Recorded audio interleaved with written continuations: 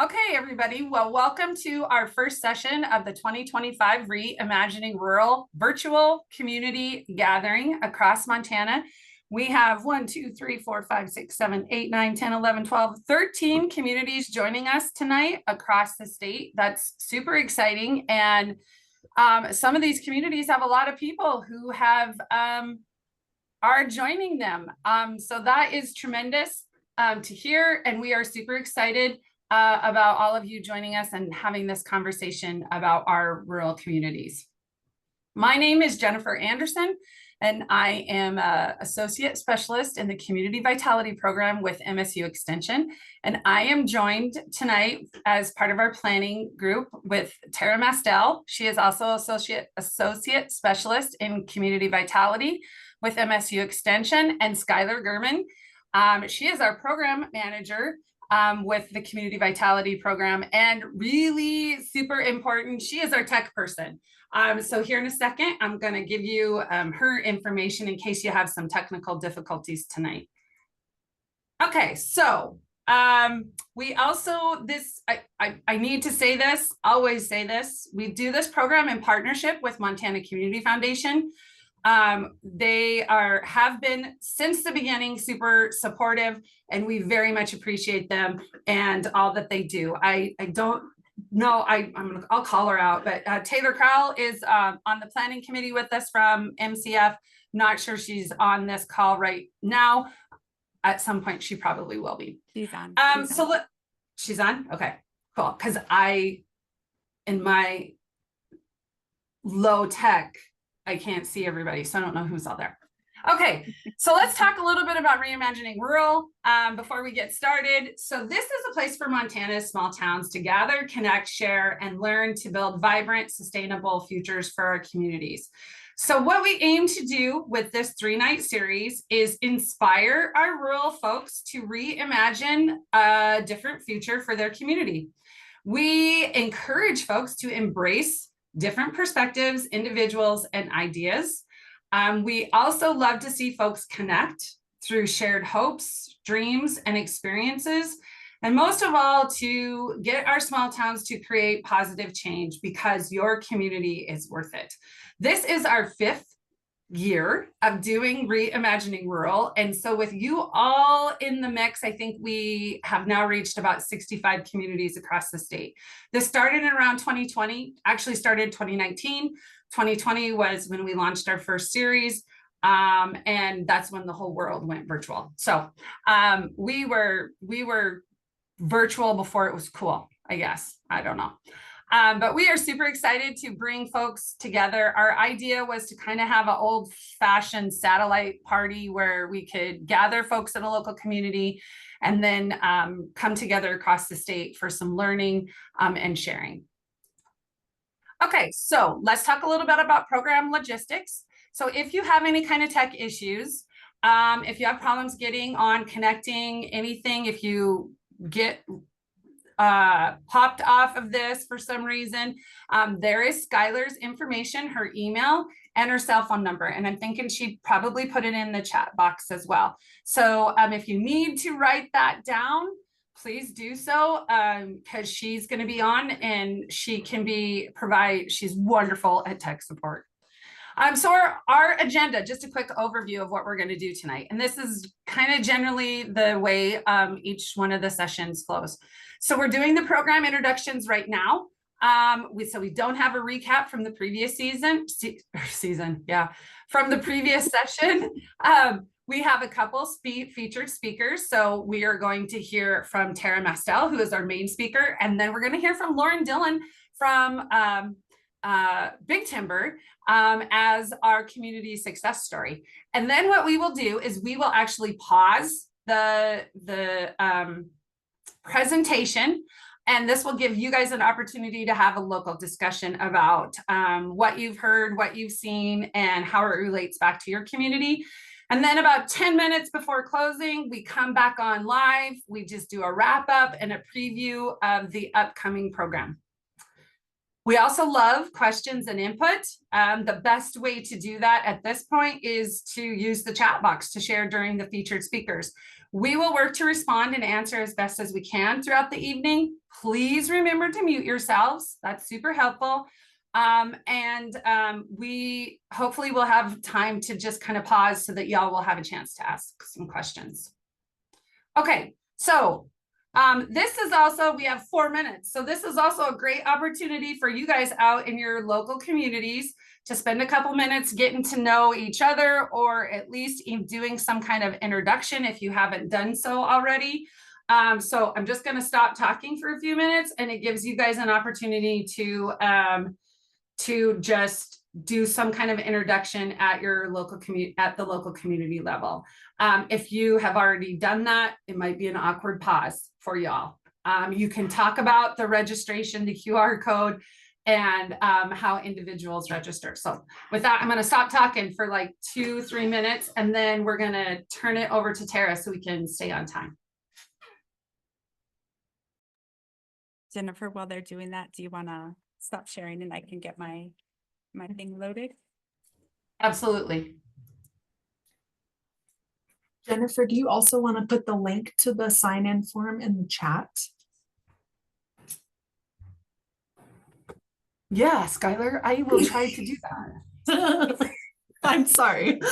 You're okay. If it doesn't work out, it's okay, but I think that could be helpful for any folks. That probably would be really helpful. Well, I'll see if I can. Yeah.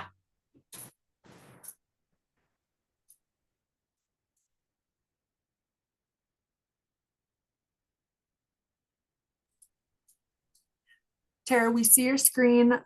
We see half your forehead. It's a little cut off, but we do see you in front of your screen.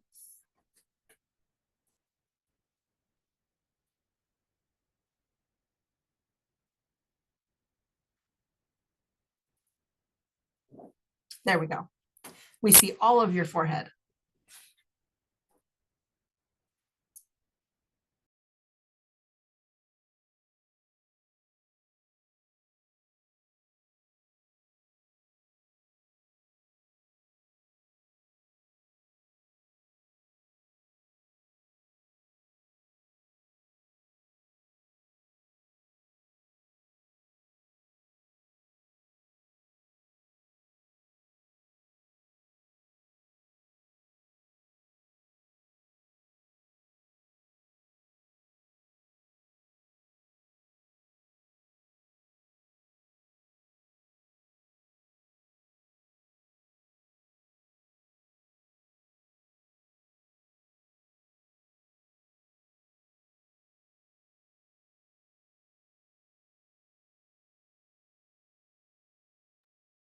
Okay, I think I shared the link to the registration. You did. It looks fabulous. Okay, so folks can click on that link, or your community coordinators can have that and share it with folks too, so that individuals can register. Okay. All right, so I'm gonna.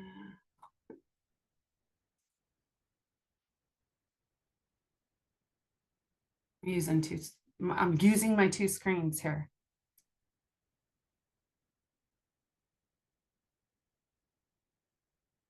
Okay, so it is 6:10, so I'm going to officially turn it over to Tara Mastel. So again, she is our Community Vitality Associate Specialist with MSU Extension. And she's going to talk about some trends, current trends that are happening in rural Montana. It's very interesting. So I don't know, like this could be really good new information to some folks. Some others might have heard this before, but we're super excited to see what you all think about this information and how it affects your community. So with that, I'm going to stop talking and turn it over to Tara. Great. Thanks, Jennifer. Yay, I'm excited to get going. We got some great numbers of groups all around the state. And I know we have some weather out there. So thanks everybody for showing up. It's awesome to have you all here. Well, it's my pleasure to share some of the key trends that are happening around the country, and then around Montana.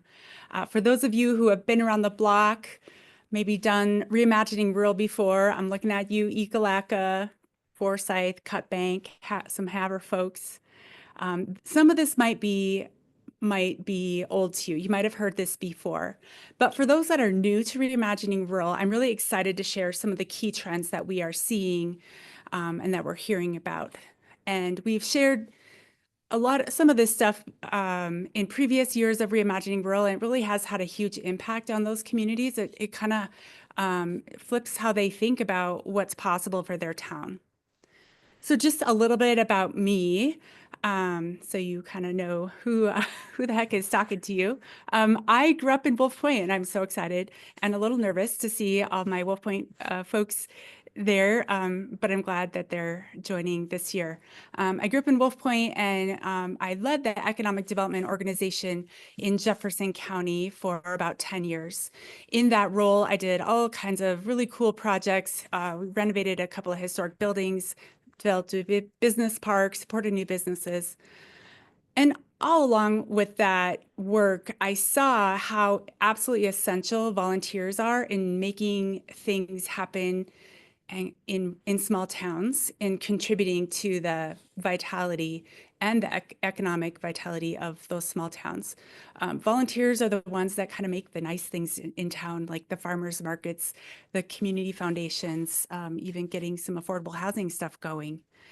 And now in my role that I have now, I'm the program leader for community vitality for Montana State University Extension. And I'm sure a lot of you are familiar with Extension, but if you're not, Extension is the outreach arm of the university, of Montana State University, and of every land grant across the country. We are here to bring knowledge created at the university out to the state. We have offices we have representation in every county. We have about 95 extension agents all throughout the state. So in my role as community vitality program leader, I ran Reimagining Rural for the first few years, and now Jennifer Anderson is taking it on. I develop programs that county extension agents can use in their counties to boost the skills of their volunteers, to help them work better together, and help them kind of, work on the community vitality of their community. So I grew up in Wolf Point, go Wolves. I now live in Red Lodge I'm an empty nester now. Me and my husband and our 3 dogs, and every once in a while somebody needs some groceries, so they come home. But yeah, that's a little bit about me. So really excited to see all these really awesome towns joining us. Well, let's get into it here. Just to get started, I'm just wondering if you have ever noticed how negatively people are talking about rural. If there's something that's going to be said about small towns, it is most likely going to be kind of negative. And a lot of times it comes from those of us that are living in rural and that really love living in rural towns. We say things like, oh, we live in the middle of nowhere. Why would you want to ever move here? Nothing ever happens here. Our main street is empty. This town is dying. So let's talk about what is going on that makes us say those things. What is it that's making us worried about the future of our town? Some of the challenges that we are facing are not because our towns are doomed or because nobody loves our towns. Some of the challenges are due to changes that are happening all around the world, and they're impacting every town, but they're having an outsized impact on small towns. Forgot about my cool little slides here that I spent like forever on. Some challenges that, oh, you can't see my cool thing. This is Reimagining Rural Group in Boulder, Montana, standing next to this. They had this mural renovated as part of their Reimagining Rural project. So we're seeing these challenges. They impact every town, but a lot of these challenges are having an outsized impact on our small towns. So one of the first things that I want to just talk about as a trend that we're seeing is that people are moving frequently. Now, we don't think about this if we are people that have lived somewhere for a really long time. We just don't think that people move that often, but actually they do. Can you see this? This is the source for this is the census. This is census data showing households, about half of households in Montana and about half of households in the United States move every 5 years. It's a little bit lower in some of the Midwest states, but people are mobile and they're moving. They're moving in to rural places. They're moving out of rural places. They're moving all over the place. But again, you don't think about it. Just something, an easy idea to share. Here's another very interesting idea. And I don't know that people really think about this when they talk about population decline, because population decline is maybe one of the most alarming things that we see or that we hear communities talk about.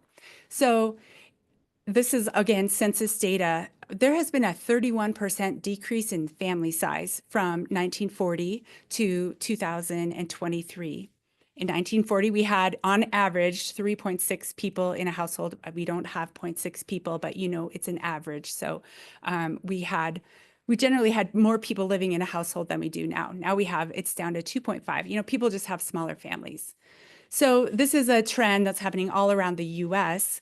And if you think about this, if you could freeze your town in glass, say you could protect it for this 60, 70, 80-ish years, that nothing else would change in your town except for this one trend, your town population would decrease by 30%.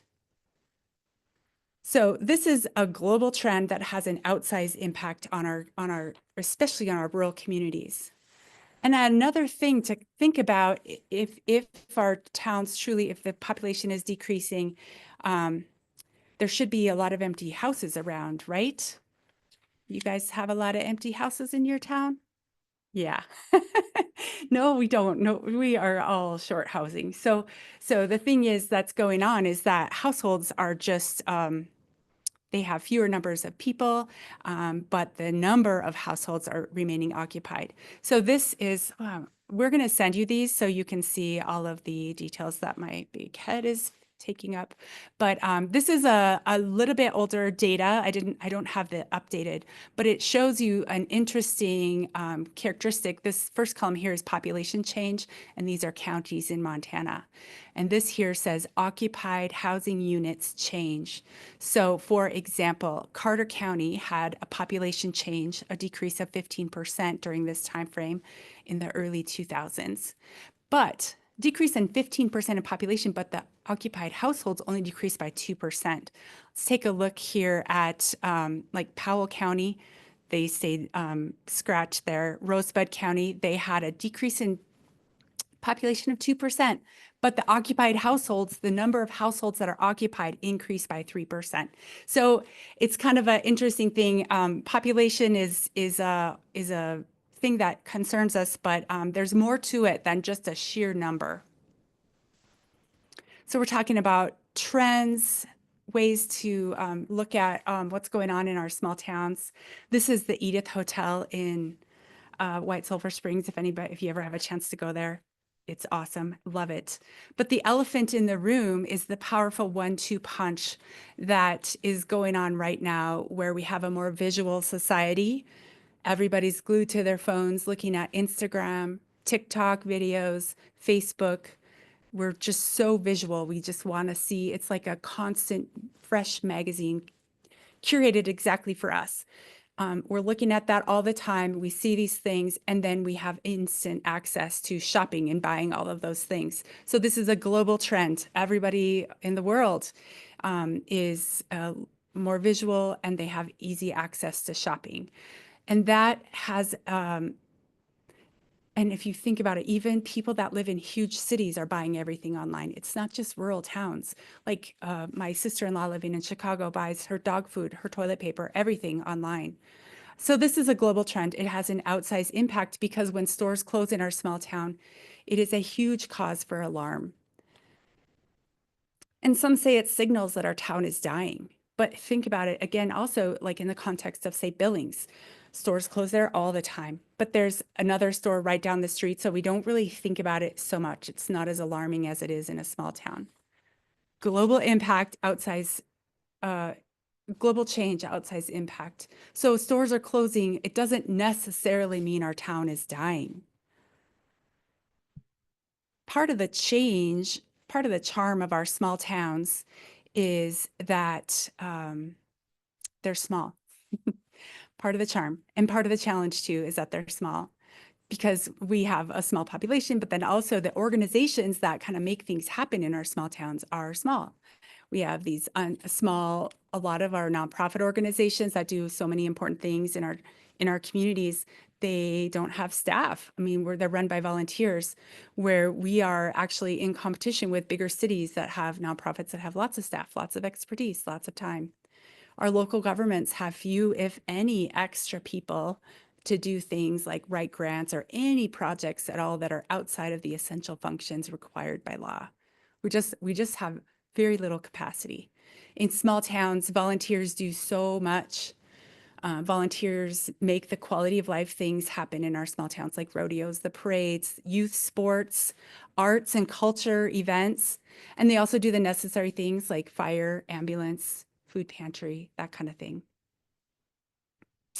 And we've experienced in our work here, there's 3 or 4, there's a bunch of us at Extension that are working on community vitality. And we have observed, and the research supports, that towns that are the most vibrant are the most effective at working together.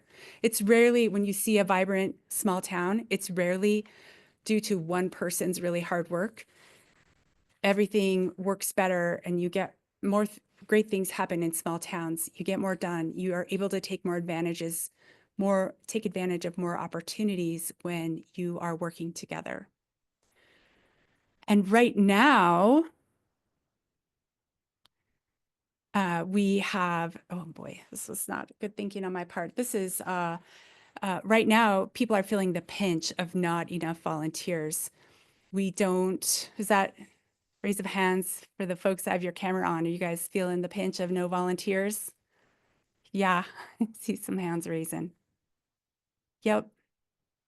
Well, we've shared this, this data that I'm going to share with you. We've shared this in other Reimagining Rural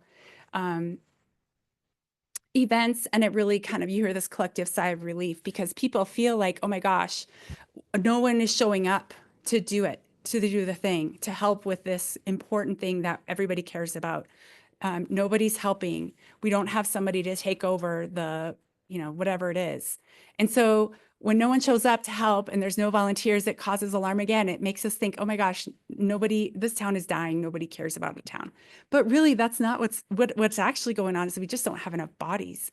We don't have enough people in our small towns. We have a mismatch of leadership, the number of people that are available to be leaders, and then the number of leadership positions. So this slide kind of shows you that. And our colleague Ben Winchester from the University of Minnesota Extension calculated this for us. What is the actual leadership demand? So he takes on the left hand here, you see like how many leaders do we need? Counting up all the nonprofit organizations in a jurisdiction. So he's looking at counties. That's churches, the soccer club, Chamber of Commerce, all the different kinds of nonprofits. And then also looking at your number of government organizations, school boards, special improvement districts, planning board, and taking out, okay, so say we need 400 people to hold those leadership positions, because those are required by law for those. Every one of those organizations needs to have a minimum of 3 to 6 volunteer board members. And then you compare that with how many adults are available in that jurisdiction to be leaders, and that's where you get the leadership demand. So you can see here, this is I'm sorry for the terrible colors. I prefer blue and gold myself, but here we have, you can see the darker colors are where the parts of the country that have the highest leadership demand, and Montana is second behind North Dakota. 1 in every 13 adults in Montana needs to hold some kind of a leadership position as a volunteer. And that does not count the, like the burger flippers, the ticket taker, the casual volunteers. These are committed leadership positions. Here's another way to look at it. So North Dakota's #1 and we're #2. And you can see the states that are in the dark maroon are similarly populated to Montana. And here you can see what your county's leadership might be. And this is a QR code where you can look at this report if you want to. So Choteau, I don't know if Fort Benton is on, but 1 in every 6 adults in Choteau County needs to hold a leadership position. This is just to keep the lights on. This isn't like getting new great things happening. Blaine County, 1 in 9. It gets worse in the lower your population. So Garfield County, 1 in 5. Valley County, 1 in 7. Sanders, you're doing all right at 1 in 11. So you can read more about that report there at that QR code, and you'll get this after the session is over as well. Does that hold true? Are you guys feeling that in your county? Does that sound like something that holds true? Do I hear that same collective sigh of relief? Like, oh my gosh, you guys are suffering with volunteer shortage just like we are. It's not just you, it's everybody. It's the whole state. It's actually the whole region. So I guess my bigger point is that people do care about your town. They're just stretched thin. There's just not very many of them. So on a similar note, and I don't mean to be terribly depressing, but on a similar note, I'm hoping that this gives you a sense of what's going on so you have a better appreciation of what's happening, that it's more of a structural challenge that's happening right now versus your town is dying. People don't love your town, because that is not the case at all. So on a similar note, this is a graph from Headwaters Economics. Headwaters Economics is this amazing think tank. They are a nonprofit think tank, and they are located in Bozeman. And they do this amazing research on rural areas and kind of recreational areas. They look at flooding and fire risk all across the country, but especially in the West. And since they really do focus on rural, they became aware that rural places were not able to take advantage of all the opportunities that are out there for funding, especially. In rural places like all of ours here, every one of us on this, every one of the communities in Reimagining Rural, we simply don't have the capacity to take advantage of everything that's out there to bring home the best things for our community. We don't have the people, we don't have the tax base to pay for the staff. We don't have the time, we don't have the expertise. Some people don't even have the time to find the opportunities. And then when we do apply, it's hard for us even to get the application in. Then it's a challenge even to report. If anybody's ever written a federal grant, they are no joke for reporting. So if we are able to get those funding applications in, oftentimes we are outcompeted by organizations with, from the big cities that have the staff and the expertise, and they can just write a better grant than us, and we get outcompeted. We lose out sometimes. So to quantify that, this awesome Headwaters Economics created the Rural Capacity Index, and that's kind of what you're looking at here. And there's a QR code too if you want to look at the full report, and you can drill down into your specific county. But what they found was that for Montana, 68% of the counties in Montana are low capacity. They are not able to even sustain the level of services that they need, just to sustain, much less improve. So 68% of our counties in Montana are lacking the capacity to write or manage a federal grant. So it's a real challenge. And I'm just telling you about this to help you understand. And again, hopefully not it's terribly depressing, but really raise the awareness. And hopefully with this information that you are able to, as a community, just decide to work together and do things a little bit differently.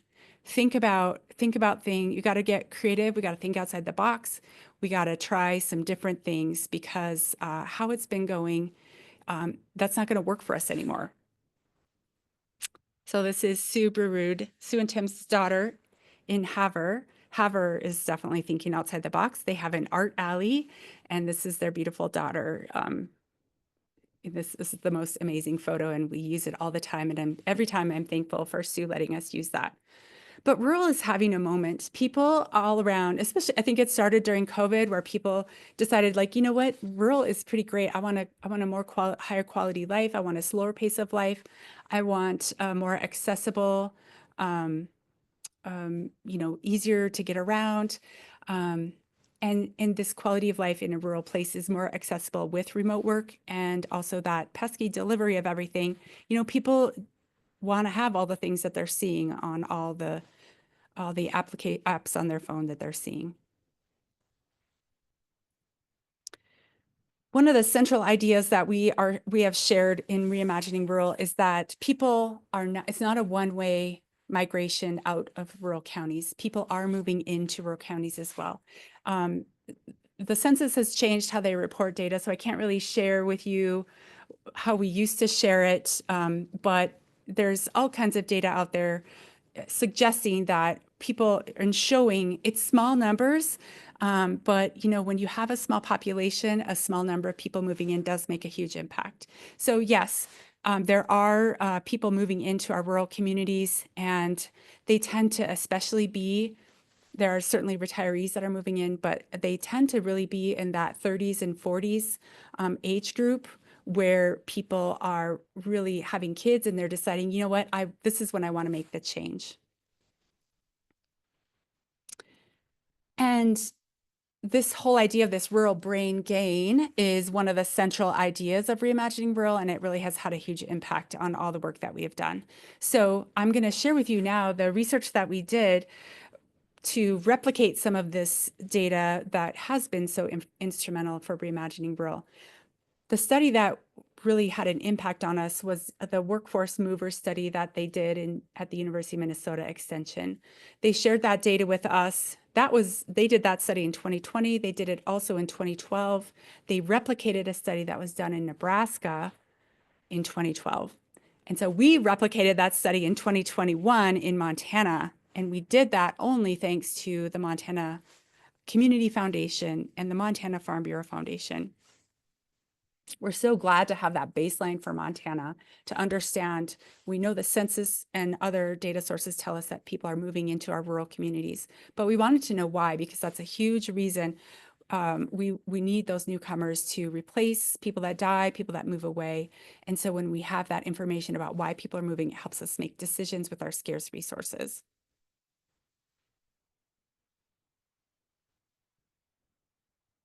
So we did this study, and we were trying to find out who is moving into our Montana communities. And this is from everywhere. Only about half of our respondents from our study were moving in from out of state. About half were moving from within the state.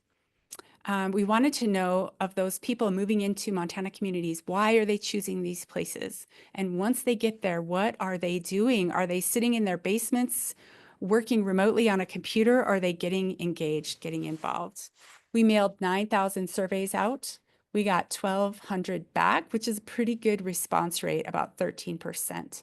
Today, I'm going to share data that is from mainly the workforce, the folks that are 18 to 64.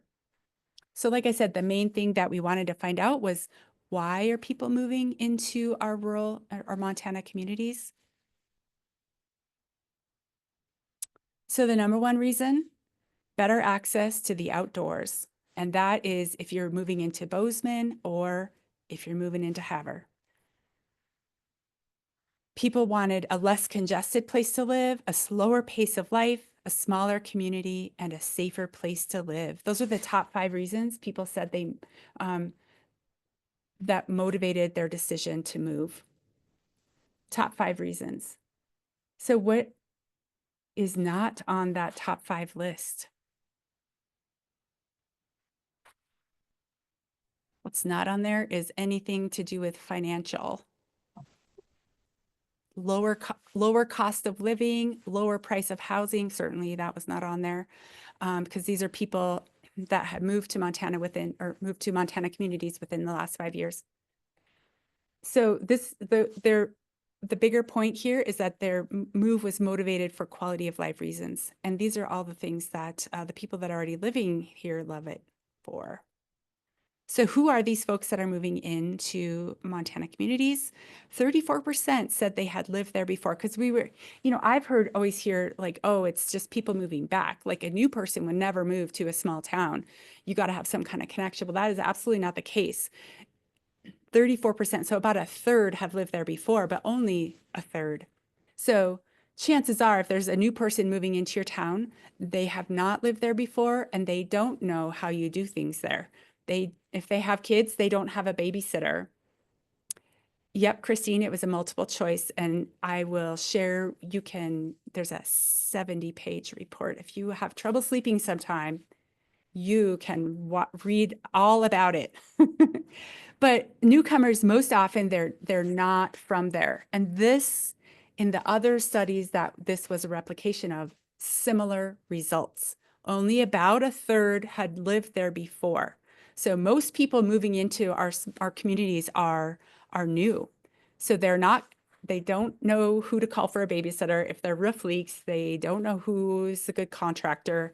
And they want to get involved, and I'll show you data on that, but they're not connected, right? They're not affiliated. So these are people that want to get involved, and they might be your next volunteers. 23% own a business. That's kind of cool. 23%, that's a pretty big number. 35% said they moved primarily for a job. That means 2/3 did not. 2/3 moved for some other reason, which really aligns with the previous information that I shared with you of why they're moving. 9% said they work remotely for somebody else. That was how the question was worded. I work remotely for somebody else. And then 6% said their spouses do. So there are some remote workers. They are not all remote workers, at least in our study. And 78% have higher incomes household incomes of 50,000 or more. So the last part of a big part of this too was not only why are they moving, who are they, but what are they doing once they get to our small towns? And 55% said they volunteered sometimes or often. 37% said they attended a public meeting. Do we have any government officials? I heard we had a couple of mayors. So we know how hard it is to get people to come to public meetings.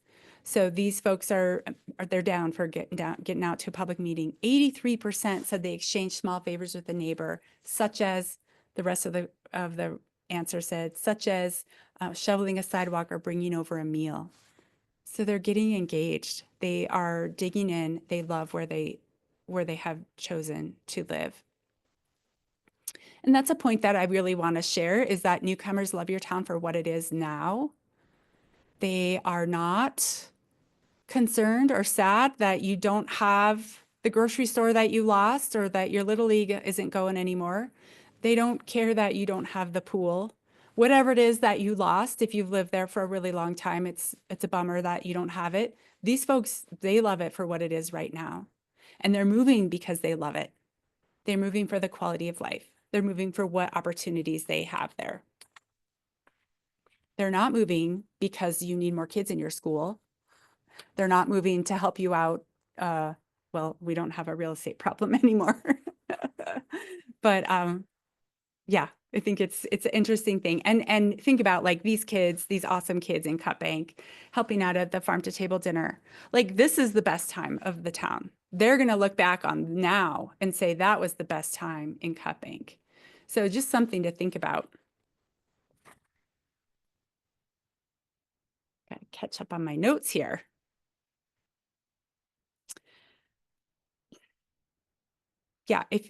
Let's see.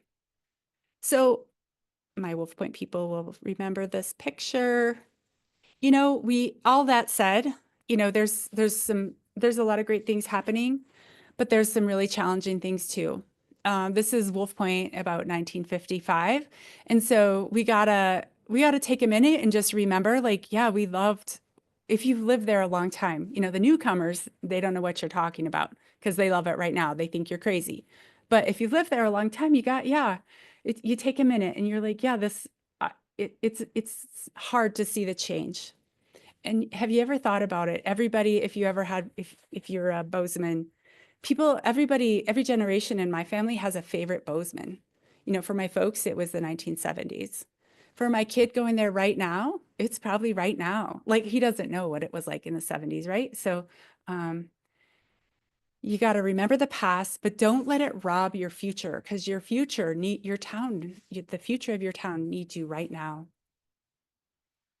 But we got to just say, like, yeah, it's fair to have nostalgia, but we got to get on with it because we are not going back. So the question is, what can we do? What can we do now? I hope some of the information that I shared is not terribly depressing. It's meant to be uplifting, and it's meant to share and to point out to you that it's not personal. Your town is not having challenges or struggling because people don't love it, or that it's not a great place to live. There's all these challenging things happening. There's inherent challenges. And once you know, hopefully you can be proactive and we can think differently about how we do things. We don't have the capacity that we used to have. And we gotta do things differently. So what can we do? Well, number one is be open to new ideas. This is the Harlow Music Project. So Harlowton is 949 people, and they are easily an hour and a half to 2 hours from any of Montana's larger cities. And they have a music festival. This will be their 6th year doing it coming up. This is from 2021, so early on. The folks there, they had an idea. They were like, hey, I love live music. I want to have live music here. Why can't we have that here? Let's do it. And they did it, and it's awesome. And it's a very small town, and they're making really great things happen.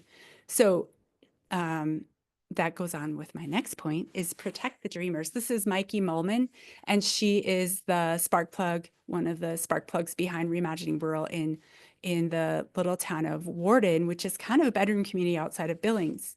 She is fairly new to the town, but she had just an unending ideas of what can we do next? How can we make our town just a little bit better? And, you know, it's people like this that you really want to protect and support and give them all the love, because they care a lot. And a lot of times they get discouraged because people are critical of new ideas and trying new things. So protect the dreamers, because they're your lifeline to inspiration of trying new things, because they just might work out, because everything's new. It's a whole different economy. The world is new. Another thing that we can do is look for the new faces. So I'm not sure if Adam Jones is at Forsyth's Reimagining Rural tonight. Jennifer sent me this picture.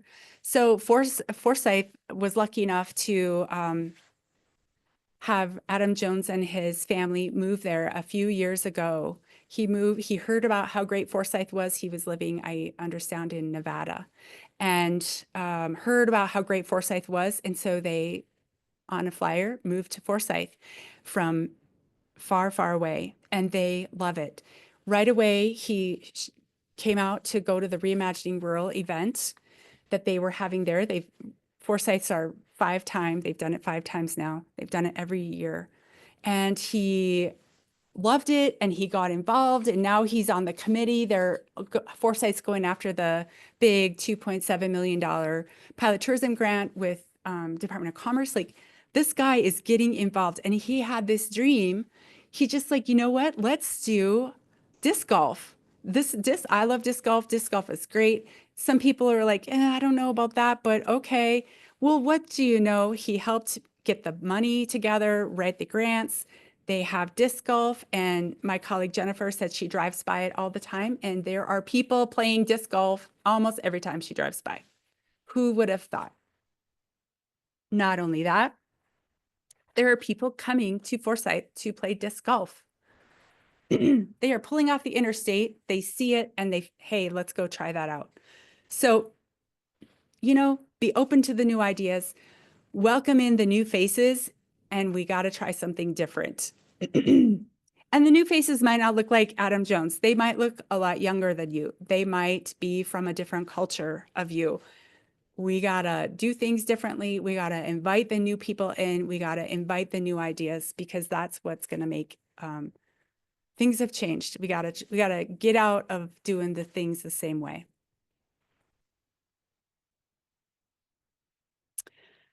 So all the great things that we have seen through Reimagining Rural, and I'm sure you've seen some of those things too, and that's probably why you're signed up, and that's awesome. It is a little daunting, though, I will tell you, because things have happened. We did not have necessarily, I mean, this, what I've just shared with you is some of that formula.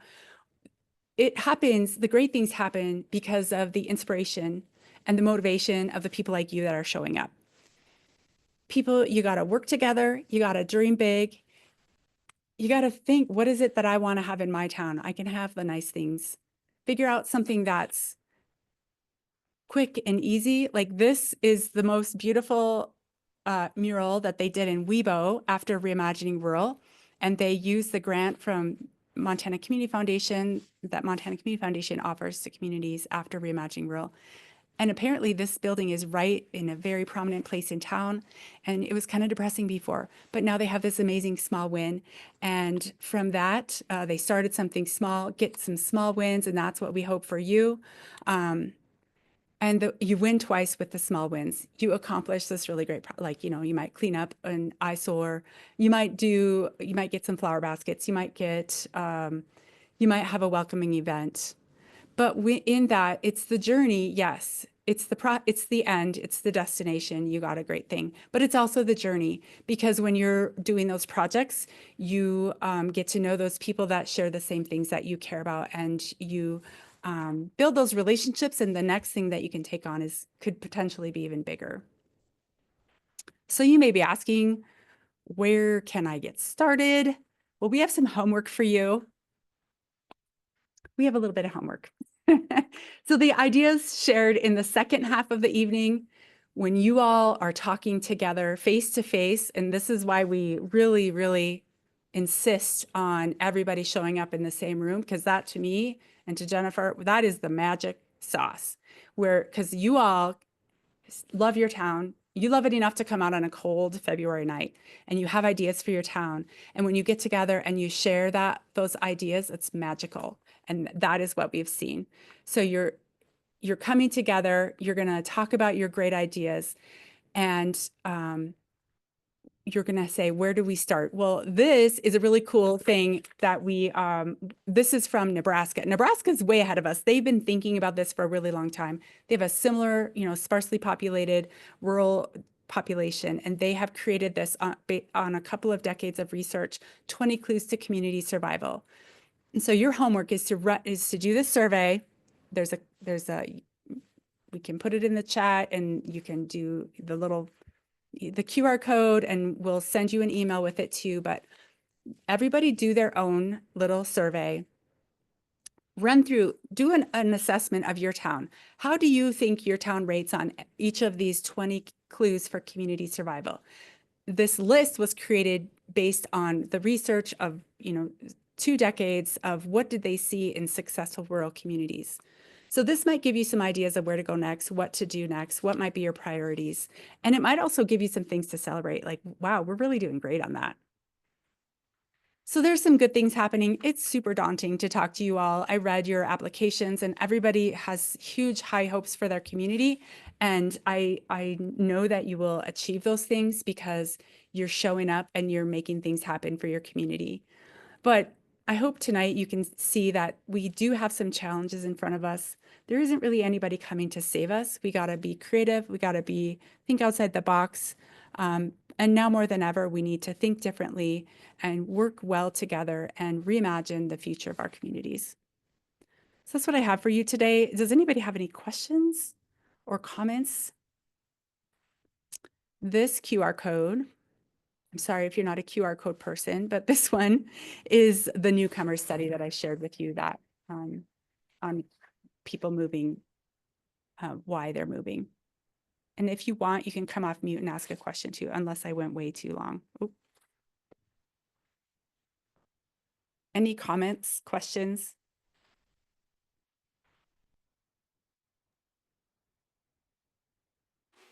So folks, if you want to ask questions, you can do it in the chat box, or you can unmute and ask questions. We have a couple minutes. So I'm the one who put the agenda together, and this is why I say you don't put Jennifer in charge of time, because it's not her strong suit. So I looked at the agenda and I'm like, oh, I goofed up the times on the agenda. So that's really nice. So it's okay. We'll work it out in the end in the closing comments, because we really don't need 10 minutes for closing comments. So Dylan, okay, so if you got questions, we've got a couple minutes that we can do that. All right, Dylan, you guys want to unmute, or do you want to put it in the chat box? Can you hear me? Can you hear me? Yeah, we can hear you. Okay. Hi, I'm Rebecca Jones. I'm the director of the Beaverhead Chamber of Commerce here in Beaverhead County. And I'm familiar with the pilot grant from the Department of Commerce. I know that that grant process was arduous, to say the least, for such a small town. Yeah. And for Forsyth to go for it and get it, kudos to them.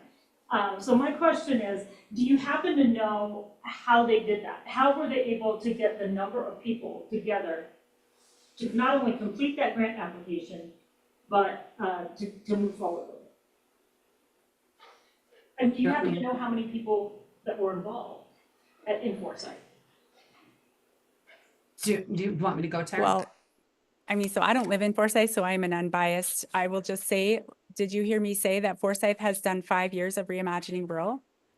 Like they have a lot of people in Forsyth that know a lot about how to make things happen in their small town. So they have a lot of people on the ground that are pretty savvy and pretty interested, pretty engaged. And that does not happen overnight. So that's my perspective, is that they've worked on it for a really long time. And Jennifer lives there and has worked with them quite a bit. Yeah, so I just want to clarify, they are applying, Forsyth is in the process of applying for cohort 2 for the tourism grant. So they turned the grant applicant, which I'm guessing there are other communities online that did also turn it in for cohort 2. So they have not received the tourism grant funds. However, we do have a couple communities on that have received the grant funding from cohort 1. So Jordan, Garfield County is on, and they were a cohort 1 recipient. Havre is cohort 1 as well. Yeah. And Big Timber, which we're going to hear from in a minute. So while Forsyth has done some wonderful things, absolutely. In just a couple minutes, we are going to pivot over to hear from Lauren Dillon from Big Timber and some of the updates of what they've been doing. And we can ask her some of those questions about what they're working on and how they got to that point. Can I just say, back to the city of Dillon, like, you know, we absolutely have to have our local governments. Like you can't do it without the local governments, but the local governments can't do it by themselves.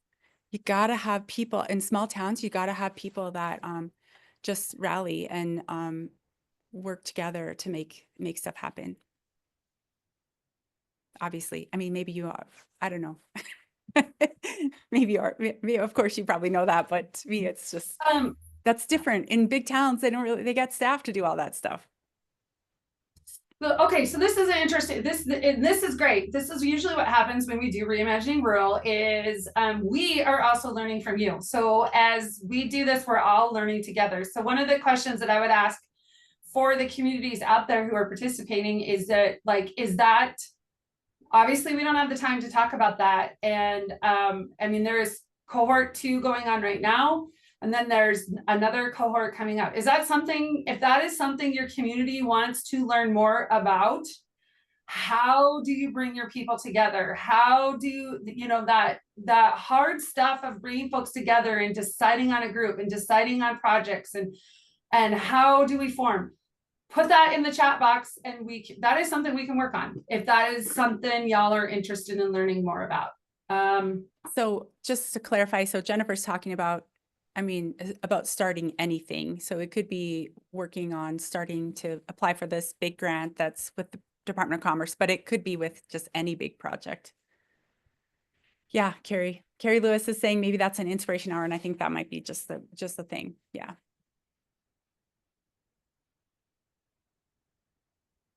Okay, we have time for one more question. Anybody have just one more question for Tara? Again, we should have a few minutes at the end after you guys have your community conversations if you have additional questions.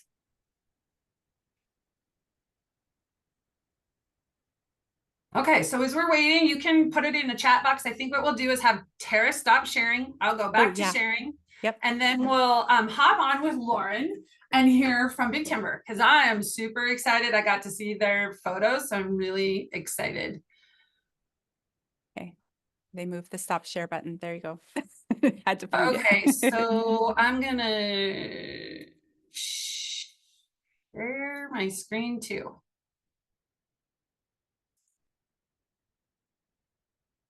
Okay. You guys all see Tara's face. That was where we left off at. All right. Okay.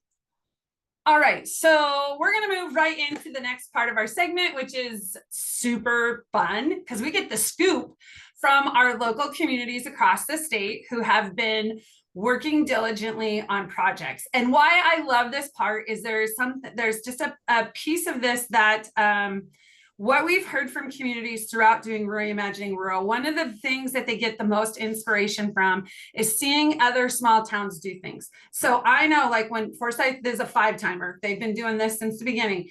And a lot of their progress started when they were like, well, if Shoto can do it, we can do it too. So there's just a lot of that kinds of conversation that happens. So I just love hearing from our folks around the state and our communities. So Lauren Dillon is from Big Timber. She is another one of those community volunteer extraordinaires, spark plugs in her town. And she came to the road show. Big Timber has done Reimagining Rural. So we're super excited to get an update from her. So we're gonna just kind of do, this is different.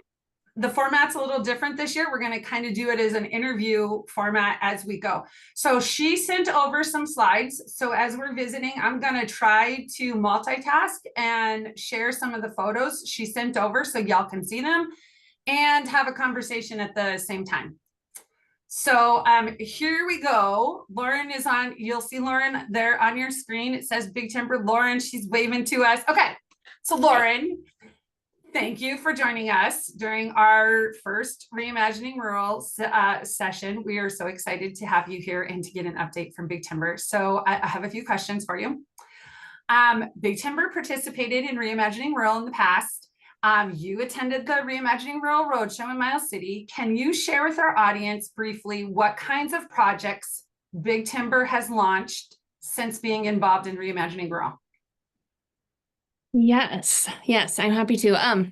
I did write some notes because there's just so many things swirling in my brain. So excuse me as I look down at some of those. But yeah, since Reimagining Rural, so I'm also representing an organization called Vitality Partners of Big Timber. And that actually launched right kind of in unison with our participation in Reimagining Rural. So that was our first project that we took on together. And our purpose was around like beautification projects and specifically driving business to our downtown. So we got together to facilitate. Our group hosted the Reimagining Rural. And since that concluded, we, have joined under our community foundation. They're our fiscal sponsor and have kind of organized as a more official organization. And so our first project after Reimagining Rural was a community cleanup in preparation for our Sweetgrass Fest in June. So yeah, the 5 of us got together with some volunteers and we really just wanted to clean up our business loop. So we pulled weeds, we got some heavy equipment, we brushed gravel, just really making it look as best it could for when all our visitors were coming in at the end of June. And it really just was the first thing we could do with no money too, it was just labor. Right around that time, so we applied for the grant that was made available from the Montana Community Foundation through Reimagining Rural, and we used that $2,000 towards a mural project. So it's the blue one a couple slides back. So this Our town, we have a business loop, and a lot of people come to our town pump right off the highway and they never even know we have it downtown. And so we wanted to figure out some signage or something to get people to look towards our main street and actually go explore.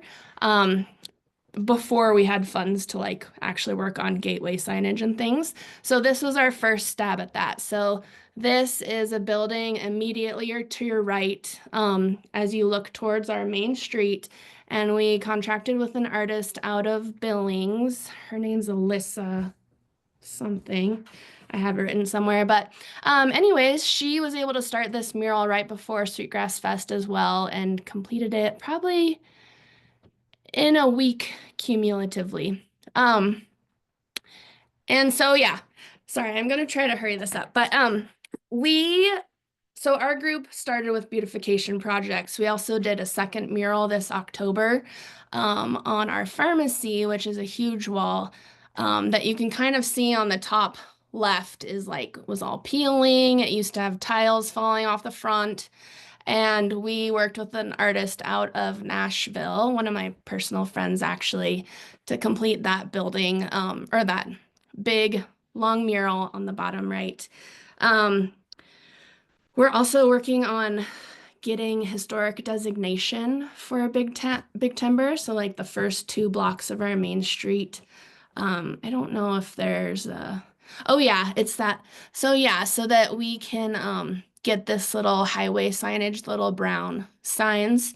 And that project, I don't know a ton about. One of our members is leading that up, but we just had a kickoff call with Montana Historic Society or Historic Preservation Society.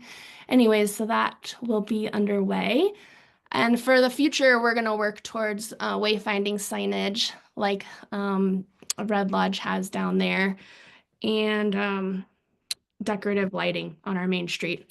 So aside from what Vitality Partners has been doing right after Reimagining Rural concluded was pretty much when the first cohort of the pilot tourism grant opened up, which is what everyone was just talking about a moment ago. And I really think it was due to participating in Reimagining Rural and us getting in the same room that we were able to activate on a pretty tight turnaround to submit our application. And we ended up getting approved, which is incredible. So that has been one of the biggest things going on since then. That our particular project or grant application includes like 5 major projects or so that were already underway in planning and fundraising stages. So one of the biggest of those is something called Sheep Herder Square, which is, I think there might be a picture, yeah. A group had already been working on, so we're in the top left where that square is with the green. That was our old high school, which before I even lived here, had a fire and became a blighted area and was torn down. A group banded together and bought that lot and is working on plans to build this community gathering space. So that's just 1 block off of our main street, kind of next to our civic center is the building on the left. And so it's going to have a stage, and I believe they're looking at, I'm not on that committee, but I believe they're looking at a splash pad / ice skating area in the winter and just having performances. I think there's some historical signage elements, place for food trucks to park, and just trying to give that community square feel. And then there's also in that grant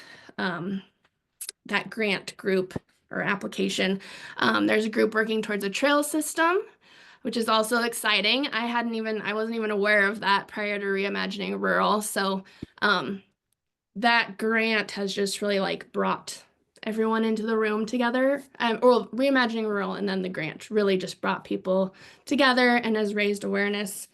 There's also our museum is working on expansion project as well.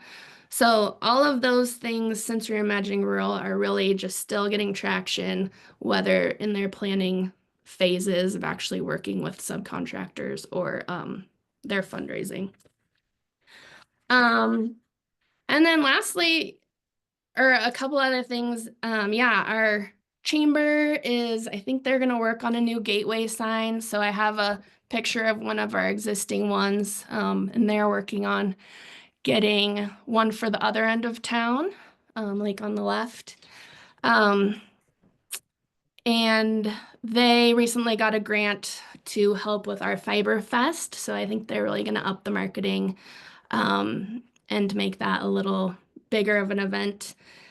And other wins since we met, like one of the things that was a real challenge identified during Reimagining Rural was some problems with our pharmacy, and that has changed hands, which is really exciting. Yeah, and there's also a group, I'm on the steering committee, a group of us working towards building a aggregation center for regenerative livestock, using like all parts of the animal. So yeah, a lot of things happening. It's awesome. It's so awesome to see. It's so exciting to see. Just a quick follow-up, because I know that, or a follow-up to this question. So you guys had Roger Brooks come in and do an assessment. So he is from the Destination Development Association or something like that. And this was before you guys applied for cohort 1, right? Or it was right around that time, because Yes. Tara and I were able to come to Big Timber and watch his public presentation. So this is the pharmacy building, correct? That's actually one of his slides too. Yes, I know. Basically saying no curb appeal. Yes.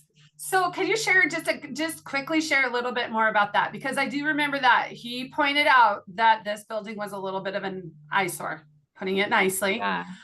So can you just briefly share like how this little project came about as a result of your Roger Brooks, or how it coincided with Roger Brooks?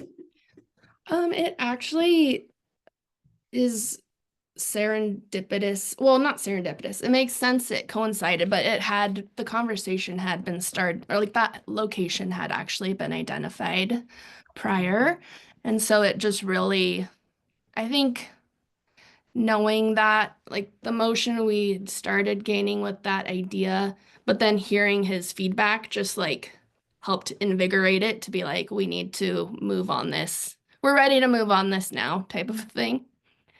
So you guys were it sounds like you guys were having this conversation about this building. Like you were aware, you knew it needed some work, and Roger Brooks was the nudger that pushed y'all off well, maybe we, whatever, and got you guys into action.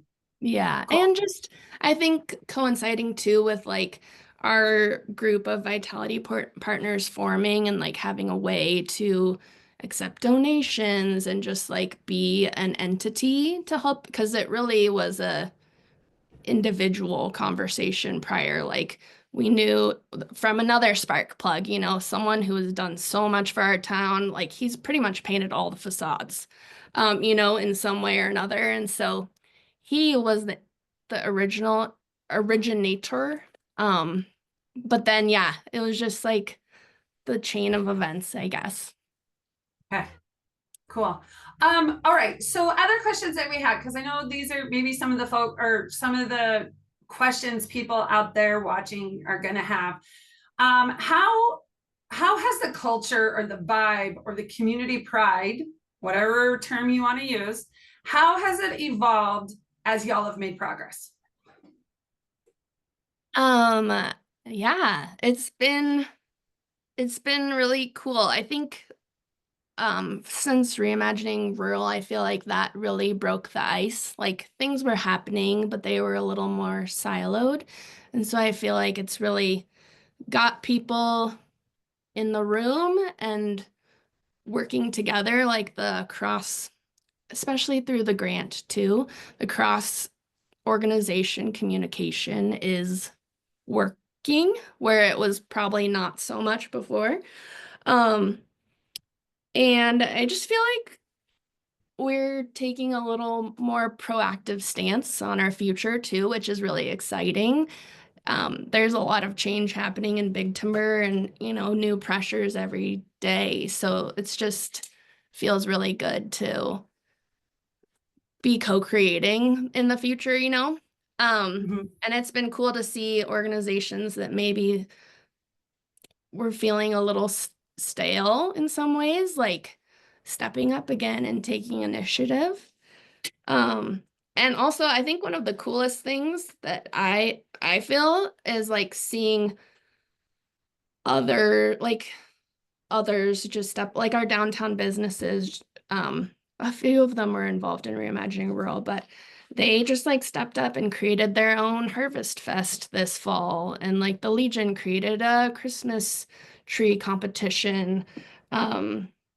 Yeah, the downtown, just like even just three or four um businesses on our main street decided to do like third Friday throughout the summer and coordinate to stay open later. And so just seeing some of those things has been really inspiring too.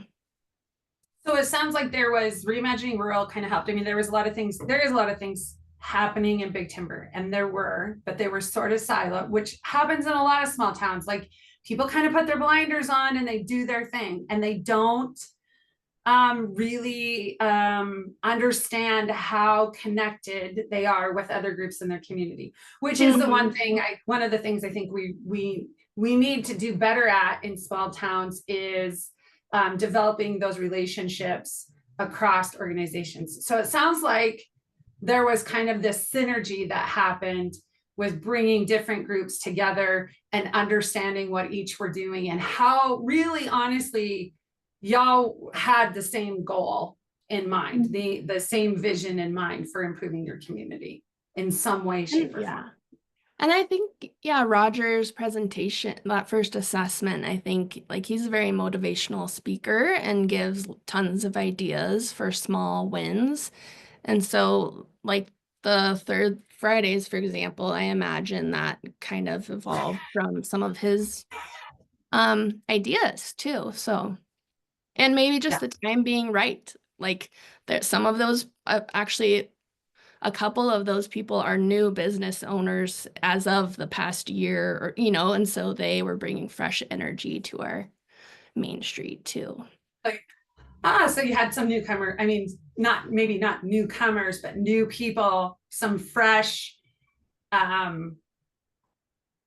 ideas, some folks who wanted to be a part of things, and they were welcomed in to do stuff. Okay, so next question I have, that brings us to another question. Not that we like to talk about negative, but what were some of the challenges you guys have faced and overcome? Yeah. I don't know if we can say we've overcome them all. It's like such a process. Right. But True. yeah, I think I don't know, some of the challenges that came to mind were just like building the new muscles around collaboration. Like I feel like that kind of goes in waves, and it's still like people are working towards the same goal, but this is a new level of that, and so sometimes there is friction of feeling threatened across groups or things like that. And so, even I personally in working with this one project, it's like, okay, I have to make the hard phone call or I have to raise my hand because this isn't sitting well and I feel like we need more conversation around this, so just like trying to be a little brave sometimes too, and know that at least we're like moving in, it's all is positive. It will just like, it's new muscles. And what was the other thing? Oh, it just has been a lot at once too, especially with the grant. So it's kind of brought our attention to like these big things, and it's been hard to it's been a challenge to do a lot of the small things too, because there's just a lot going on. So like even the group I'm in, we're having a check-in tomorrow, as part of our monthly meeting to just reassess like what are our goals looking like now? You know, how have they changed and how do we need to reprioritize what our next step is? And yeah, the burnout challenge of just like it is such a small pool of us working on things, and so just kind of like doing what you can do when you can do it Mhm. type of a thing. So True, like goes back to capacity, like knowing like what y'all can handle. Real quick, and so as I'm asking Lauren this last question, if anybody has questions for her, you can put them in the chat box while I ask her this last question. So for our listeners who may be just starting on community projects and find these projects pretty daunting, because even murals can be daunting. What is the most important or significant piece of advice you can offer from where you're standing now, from your perspective now? So y'all have come together, you got a large grant, you've done some major improvements, got to drive down through Big Timber, and it's beautiful. So you got a little bit of success under your belt. What would you offer up to some of these towns that are just getting started? I kind of back to what I was just saying is like doing what you can do and not being overwhelmed by everything you want to do and getting it done all at once. You know, I was just kind of thinking like, it's like just figuring what is my best next move and just kind of like one step at a time. And I feel like also just planning to know that you may need to pivot. Like that's just part of evolving.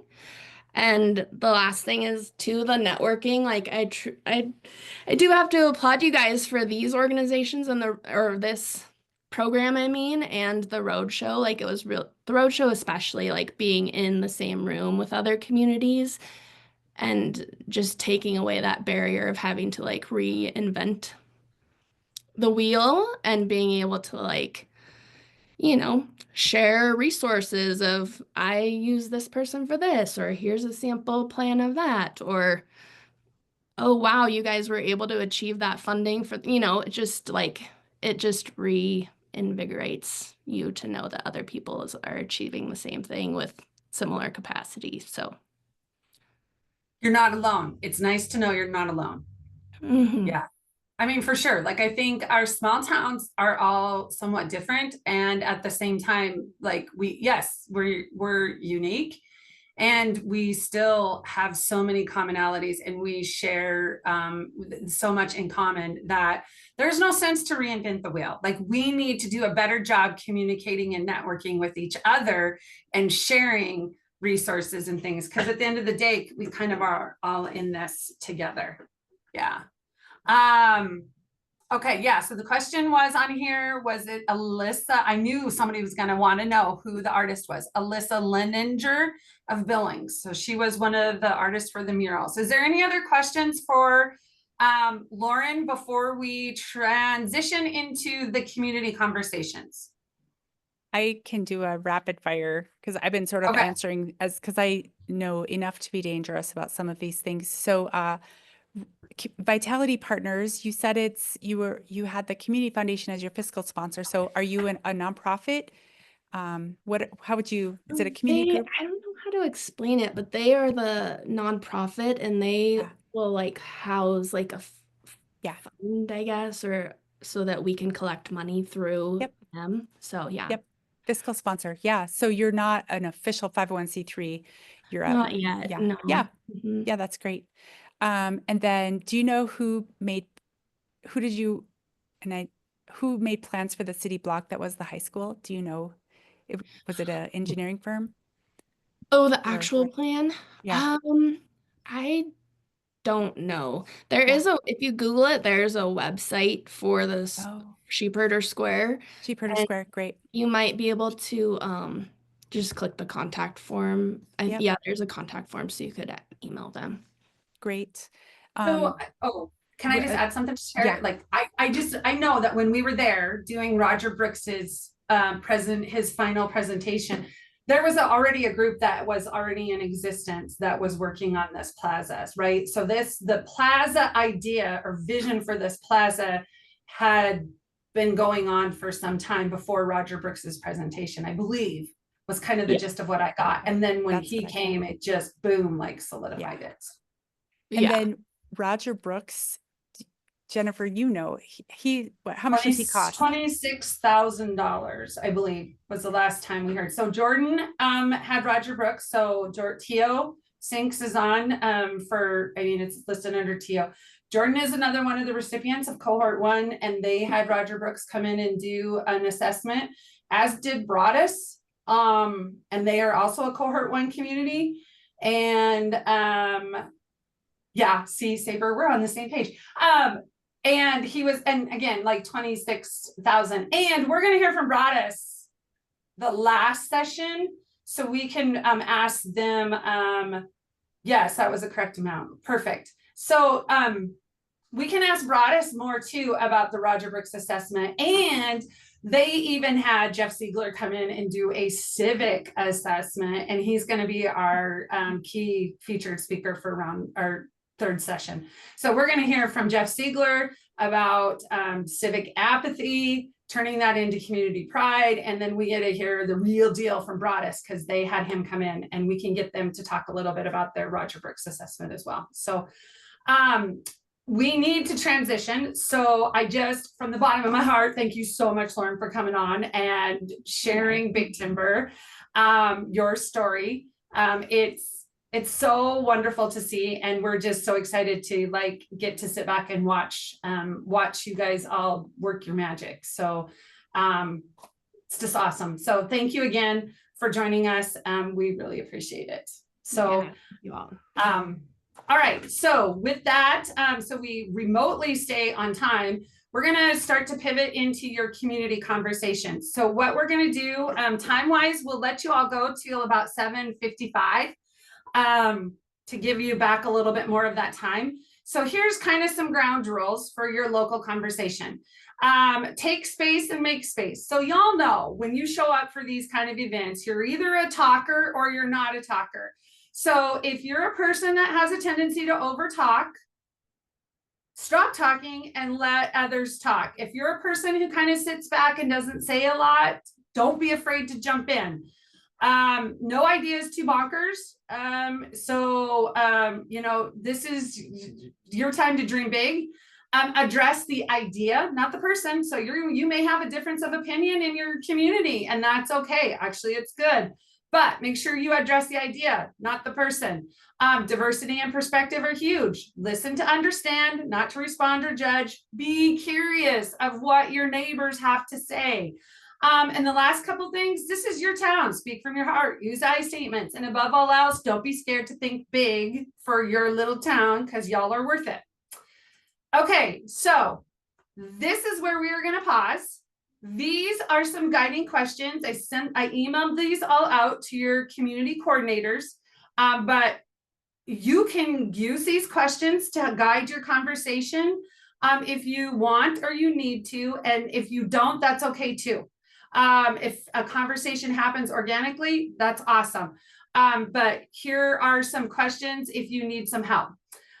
So again, I'm sorry, we're not giving you as much time as what, I screwed up the agenda to say, but we will come back with everybody about 7:55. So peace out, have some great local conversations, report back.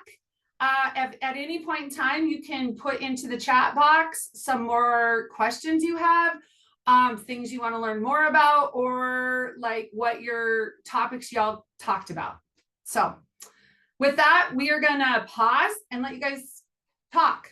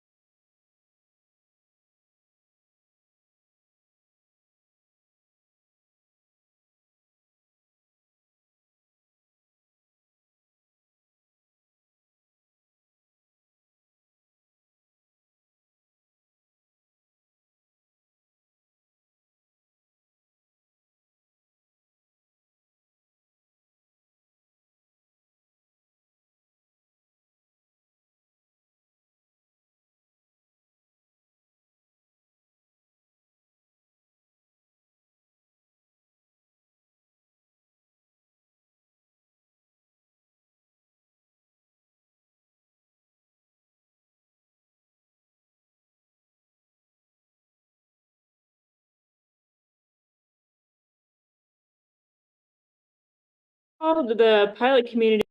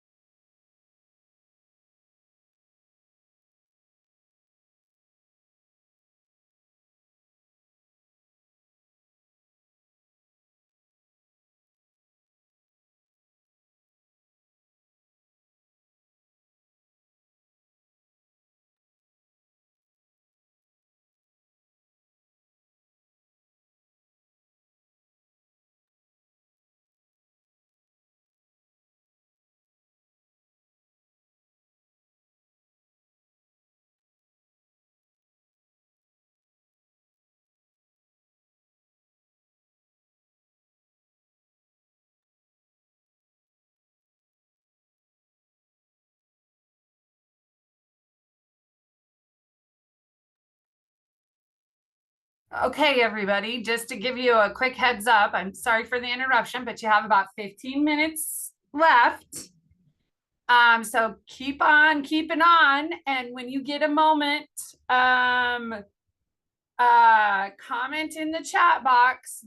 We want to hear the scoop of what's happening and the conversation at your local community. And so doesn't everybody else. We're all going to be nosy. We want to know what y'all are talking about.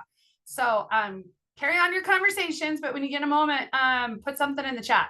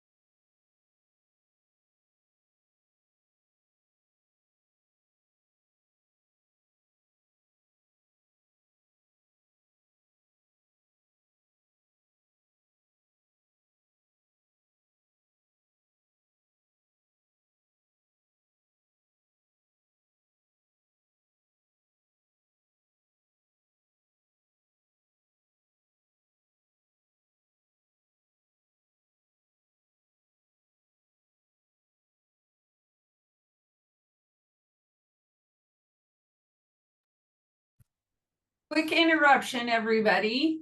You have 5 minutes to wrap up conversations. You don't have to stop your conversations, but in about 5 minutes, we're going to do a quick debrief. See if there's any last questions left. Talk a little bit about next week. So about 5 more minutes.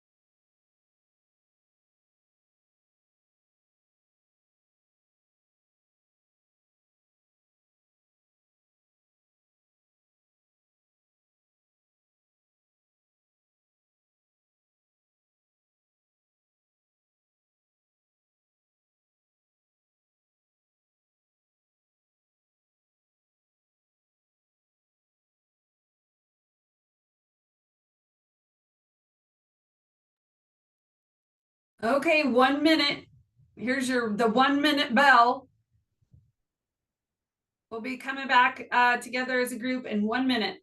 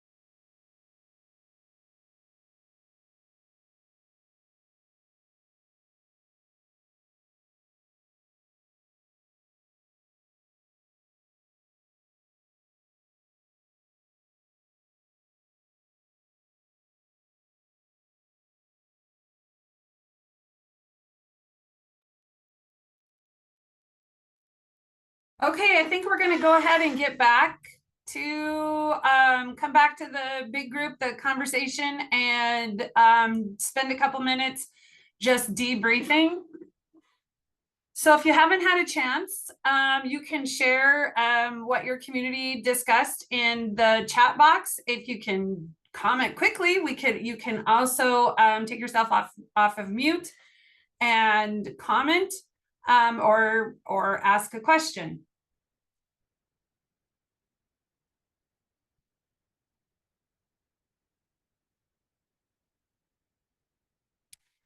We heard from some of the communities that they're having great conversations about things such as how do you combat STP or the same 10 or 2 people.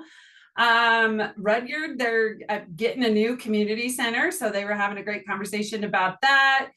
Jordan's having a conversation about how to get some of their projects started. There's lots of conversations happening. Again, if you would like to unmute at any point or share in the chat box, we'd really love to hear from y'all what you guys were talking about. Just to circle back to the homework that Tara talked about. Here's the QR code again for the homework for session 2. And this is why this is really important. So as she said, this is based off of the Heartland Center for Leadership Development's long-standing research done about the 20 clues to rural community survival. And it's an oldie, but a goodie. And so what we did is we kind of turned it into a self-assessment. So it is anonymous. What this QR code will take you to, it's a link that'll basically take you to an assessment, and you're going to rate your community. What we hope to do is to gather that data and share it back to each town. So like we'll give Glendive's report and Havers report. We'll send these out again to your community coordinators. And if you filled out the individual registration, we'll send it to you as directly.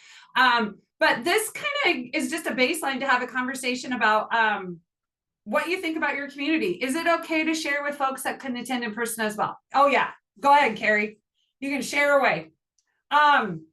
Because again, it's just kind of an anonymous way to give you, it's kind of like a report card, honestly. So you're going to give yourself a grade on some of these things. And it's just a good baseline for having future conversations. Okay.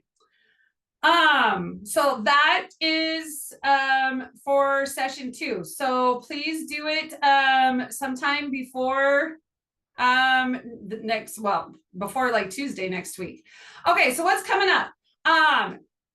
So you can continue to share in the chat box if you want. You guys can stay having, it's that old famous saying, like you don't have to go home, but we're going to shut off the Zoom here in a couple minutes. So if you want to keep on having your conversations, please do so. So what's coming up next? Next session 2, and it's a doozy, is going to be next Tuesday, same time, same place. And we are so excited because instead of having like a key speaker, what we're going to do is really focus in on 3 different communities. And so somebody already brought this up in the chat box. So one of the communities we're going to hear from is Winnett, who has done some phenomenal stuff for being such a small town, like super cool. So we get to hear from Winnett and their Winnett Aces. They're going to talk about what they've been up to in their little town. We get to hear from Baker, Montana, which is way over in the southeastern part of the state. Vaughn Zenko is going to speak about Baker and what's been happening down in Baker, because they've been doing some great stuff as well. And then we're also going to hear from Shoto. So we're going to hear from actually the 2 extension agents in Shoto who have created a local music festival from the ground up.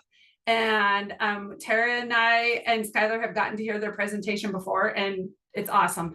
So we are really excited to just dive into 3 different communities that are going gangbusters and doing great stuff. So that's session 2. Session 3 will be the next week. And again, that's Jeff Siegler from Revitalize or Die and the community of Broadus. So we have to go because I'm 1 minute over, so I gotta go. But we have a Facebook page, so hopefully maybe we can put that in the chat box. So carry on the conversation, not just in your community, but amongst communities. So go to that Reimagining Rural Montana Facebook group and continue to share your projects you're working on, ask each other questions.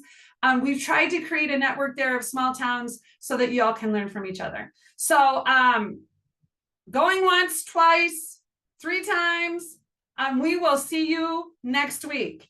Thank you everybody for joining us. We're so glad you're here. Gonna get everybody back in the room. Okay. Somebody's not muted. There we go. All right. Thanks, you guys.